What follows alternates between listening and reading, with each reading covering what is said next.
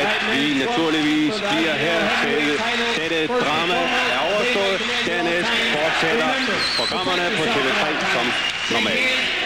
Se lige den dyst på øjnene derinde i ringens midte. Al McCoy i ringhjørnet sammen med Jean Smykker. Brian Klar. Michael Hunter, Mike the Bounty Hunter. Og det handler om IBO's version af VM-titlen i sværvægt.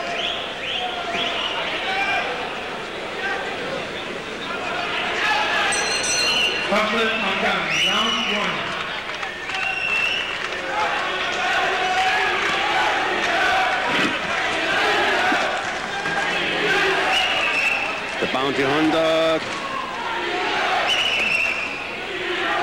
Hurtig. Ja, dusørjægeren, som han bliver kaldt, han er på jagt, men jeg tvivler om, han hæver Brian dusør. Hurtigt på benene, armene, finter.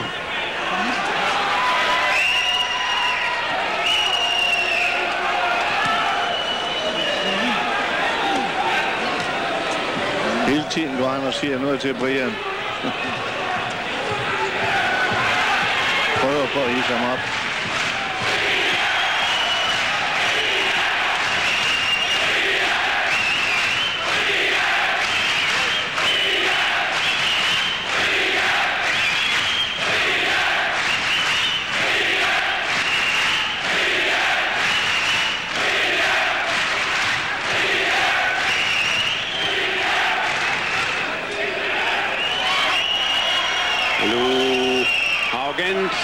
Gør tydeligt nej af Brian Nielsen.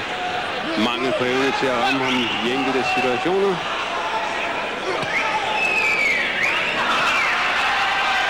Så kan Brian ikke nære sig, så skal der svares igen på den der arrogance.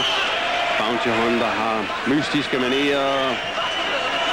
Overlegen her. Og han er også kendt i 3 verdensdele som en førsteklasses matchspoiler. Og egentlig på sit vis en ganske farlig modstander for Brian Nielsen. Og han er svær at få fat i.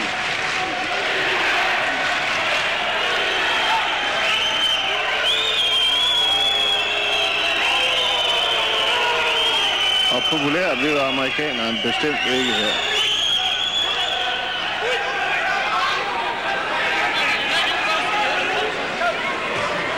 Brian har op til kampen rent ud erklæret. Han er nervøs, fordi han ved, det er en akavet svær herre. Men man skal altså ikke lave arrogant drilleri med Brian, så får man det betalt tilbage. Ja, det gør han.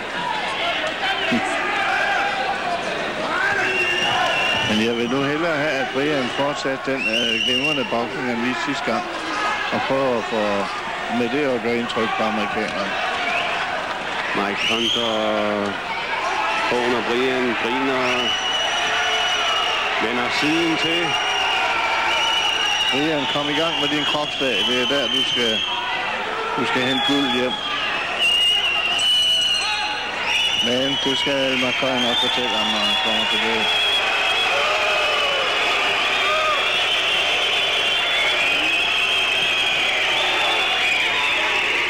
Har allerede erhvervet sig en hylde mindre dimensioner.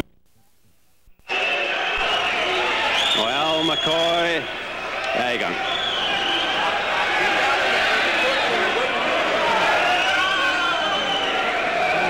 Ja, det tog ham ikke lang tid at få sat.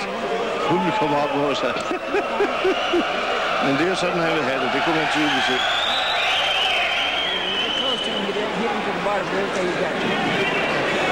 Og ganske rigtigt er det, at Brian har haft lidt svært ved at træffe ham der i første omgang. Jeg ved, at du hisse, siger de i Brians hjørne. Det er jo netop lige præcis, hvad amerikanerne håber.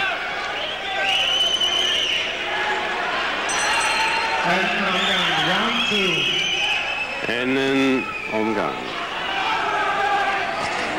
Mike Hunter nyder ekstremt den overlegne tekniske kunde, han mener selv at gå i ringen med.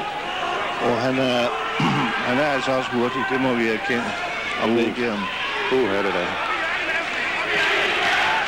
Læberne hænger helt dernede. Støder sin venstre, næsten efter behag.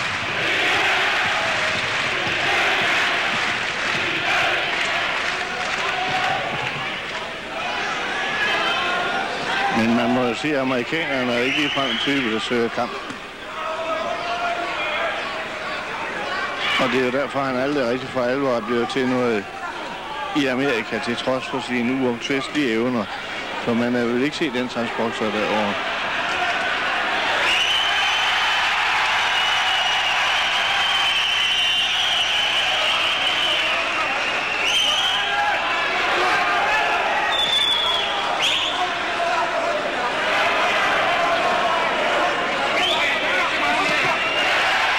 Der fik Brian sin venstre ind første gang. Som et hug.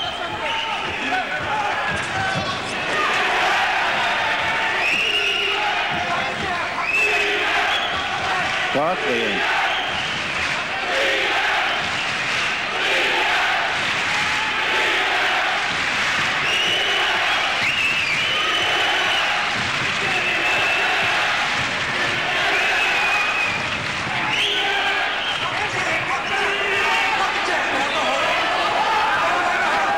Så laver han igen sin skæve manér siden til, for at placere lidt rundt deroppe.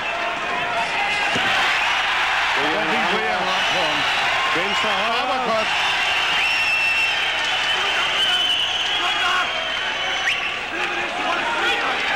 Straf ham så, Brian. Lidt mærkeligt nok, synes jeg, det var Brian, der fik henstillingen. Den anden hold.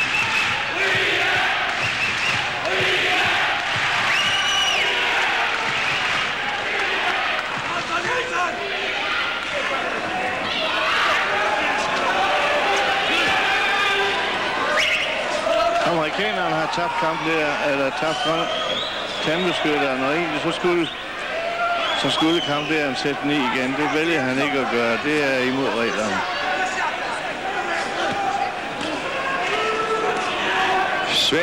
Meget svær her for Brian at finde ud af lige nu.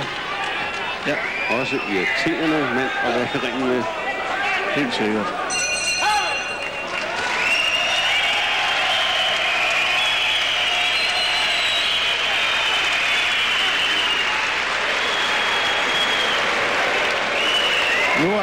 Nu er han så vred. Nu er han altså så vred af Bounty Hunter, at han er gået galt for både dommer og sekundant og ikke rigtig vil sidde ned. Så nu er han da så gået galt med det hele. Glimtet af venstre højre fra Brian. To flotte stød, der sad rent. Kamplederen var hen og sige noget slemt til ham, for han Bounty Hunter sluppede ham væk.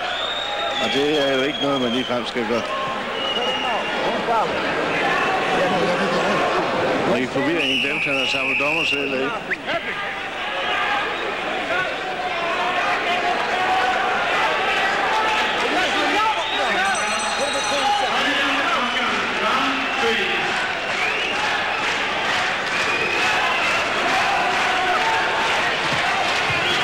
Omgang.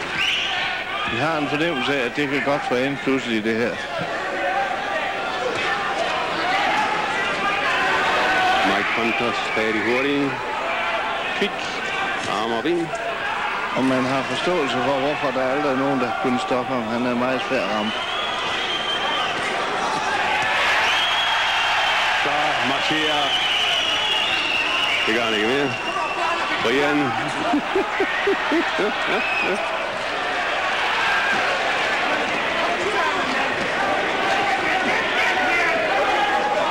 Ja, der er jo ikke sådan en udpræget.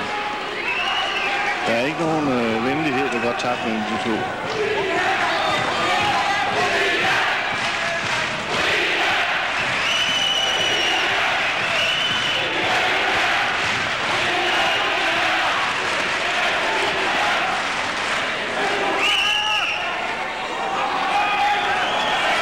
Uppercut, Brian. Han er umulig at ramme med hovedet. Han svejer alt for mig. Han skal slå et uppercut på ham.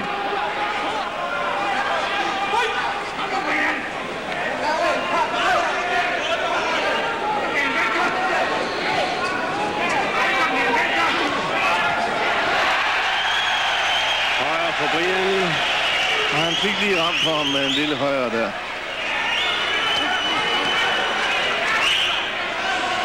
Godt slag med venstre. Egentlig Mike Hunter.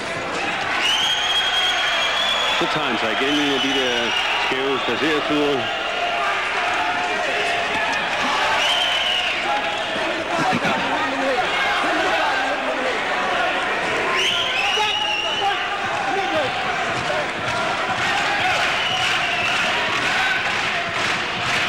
Ja, de ramler forkert sammen, for han sniger sig op på ryggen af Brian.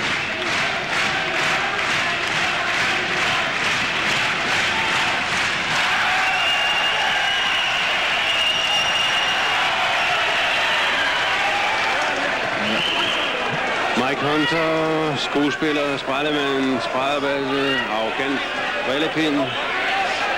Ja, og så dygtig, at man nogle gange, så tror man, det er rigtigt, men alligevel så har man en nagende tvivl om, at det er noget, han gør for at lokke Brian på Galleveje. Ja. Brian gør det rigtige, vi er ved.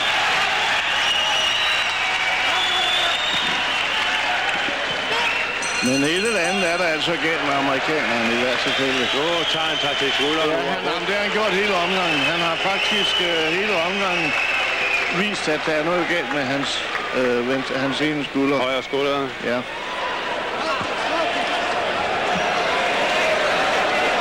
Og jeg tror, det får ende, inden vi kommer så mange omgange mere. Jeg tror, at vi får højre til Hunter og se stoppet for første gang. Og det kunne meget vel være... Ja, det... Spørgsmålet er, om han opgiver over i ringhjørnet. Ja. Jeg synes, jeg var ikke sikker på, at han kommer ud. Han grimacerer voldsomt, og...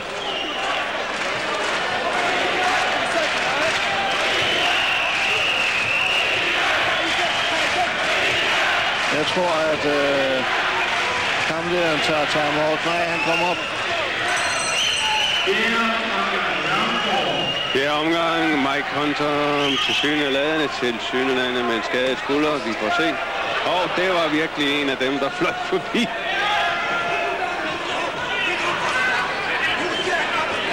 Og det er mere Brian, der er bounty hunter i aften. Ja, fordi jeg kan se, at han bruger ikke højre hånd overhovedet. Det gør han ikke, det gør.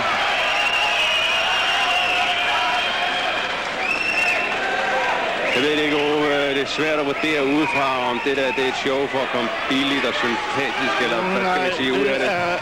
Alle andre vil jo egentlig tro det, men en mand, der alle har været stoppet, det vil jo nedsætte hans markedsværdi ganske alvorligt, skal du huske.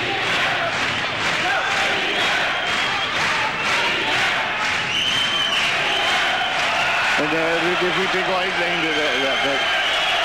Og hvis han ikke kan bruge højre hånd, så bliver han slået ud.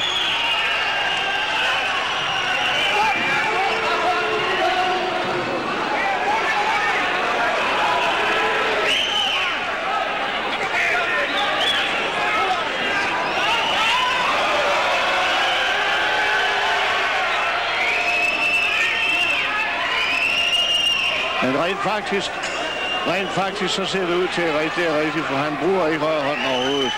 Nej. Så... Jeg ved det ikke overhovedet. Nej, det er heller ikke, men jeg kan ikke se nogen grund til, at han skulle lade være med at bruge højre hånd til tennis.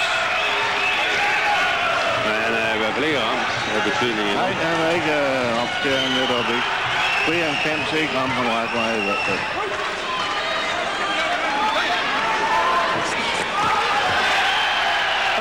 Fik vi en tandbeskytter ned i hovedet.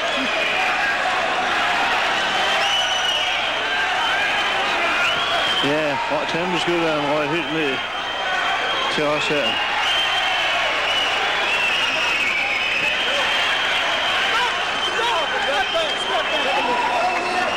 Ja, men det er ved at slut, tror jeg.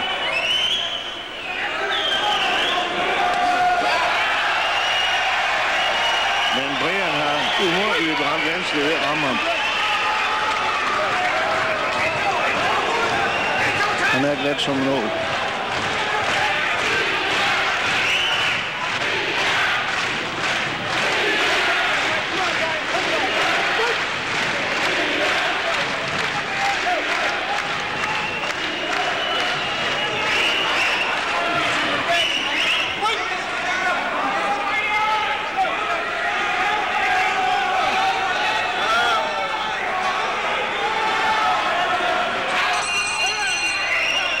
Jeg tror, lægen sammen må komme over og se på ham.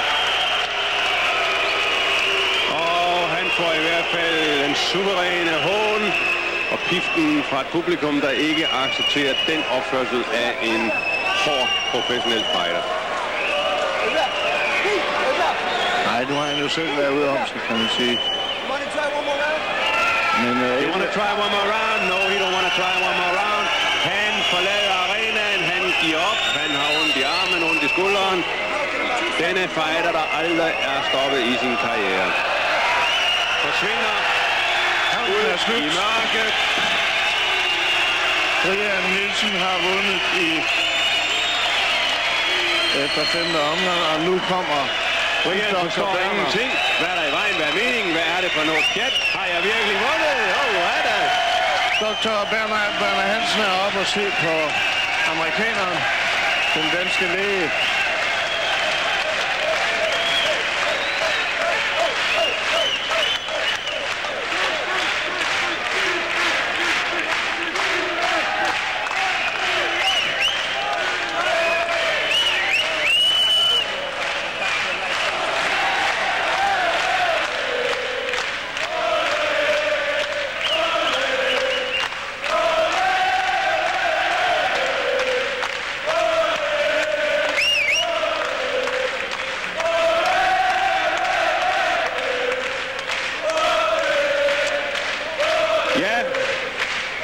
Flot sejr på rekordlisten.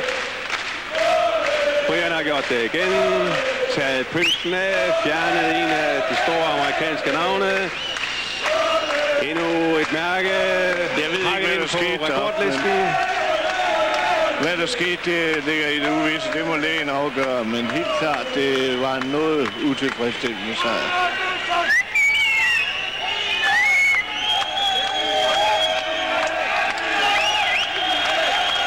Vi får den officielle afgørelse om et øjeblik, så tager vi en kort pause, og så får vi Brian Nielsen ned til et interview. Dernæst kommer bjergpatruljen.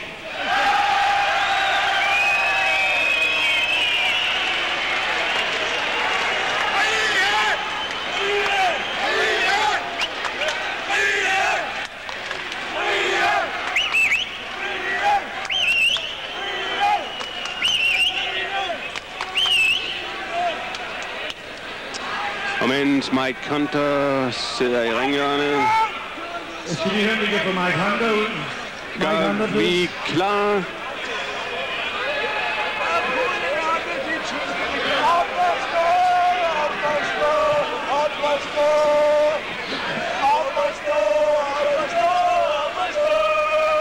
Og Mike Hunter har vi gerne under lægebehandling.